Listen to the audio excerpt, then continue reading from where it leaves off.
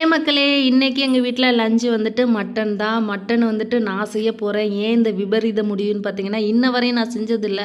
அதனால் அம்மா சொல்ல சொல்ல செய்யலான்ட்டு இன்றைக்கி நான் செய்ய போகிறேன். அம்மா வந்துட்டு மட்டனை க்ளீன் பண்ணி கொடுத்தாங்க. க்ளீன் பண்ணி கொடுத்த அப்புறம் நான் தண்ணியில் போட்டு நல்லா வேக வச்சுக்கிட்டேன். வேக வைக்கும்போதே இஞ்சி பூண்டு பேஸ்ட்டு வெங்காயம் தக்காளிலாம் கொஞ்சம் போட்டுக்கிட்டேன். இது கொஞ்சம் நல்லாயிருக்கும், இந்த தண்ணியாக எடுத்து குடித்தோம்னா நல்லாயிருக்கும். அதை வேக வச்சு தனியாக எடுத்து வச்ச அப்புறம் அதே சட்டியில் வந்துட்டு எண்ணெய் ஊற்றிட்டு அந்த கறி குழம்புக்கு தேவையான பட்டை கிராம்பெல்லாம் போட்டு நல்லா தாளிச்சிட்டு வெங்காயமும் புதினாவும் ஃபஸ்ட்டு நல்லா போட்டு வதக்கிக்கிட்டேன். வதக்கின அப்புறம் வந்துட்டு தக்காளி போட்டுக்கிட்டேன். தக்காளி போட்டு ஓரளவுக்கு வதங்கின அப்புறம் இஞ்சி பூண்டு பேஸ்ட்டும் சேர்த்துக்கிட்டேன். மறுபடியும் இஞ்சி பூண்டு பேஸ்ட்டு சேர்த்து நல்லா வதக்கிக்கிட்டேன். தண்ணி குழம்புக்கு வந்துட்டு காய்கறி போட்டால் நல்லாயிருக்கும் அப்படின்னு அம்மா சொன்னாங்க. சரி, அந்த கறி குழம்புல காய்கறி என்னம்மா போடுறது அப்படின்னு கேட்டேன்.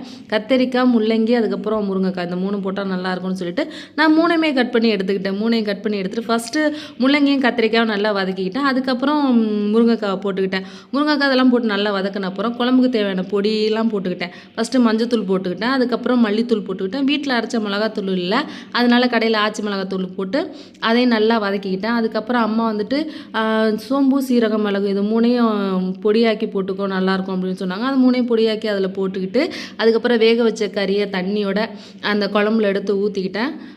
தண்ணி குழம்பு ரெடி ஆயிடுச்சு. அதுக்கப்புறம் குழம்புக்கு தேவையான உப்பெல்லாம் போட்டு மூடி வச்சுட்டேன். மூடி வச்சு நல்லா கொதிஞ்ச அப்புறம் கொத்தமல்லி போட்டு அடுத்து என்ன சாப்பிட வேண்டியதான் அப்படின்ட்டு சோத்தை தட்டில் போட்டு சாப்பிட ரெடி ஆகிட்ட மக்களே. இதான் எங்கள் வீட்டில் இன்றைக்கி லஞ்சு. உங்கள் வீட்டில் என்ன லஞ்சுங்கிறத மறக்காமல் கமெண்ட் பாக்ஸில் சொல்லுங்கள். பாய் பாய், சாப்பிட்டு வரேன்.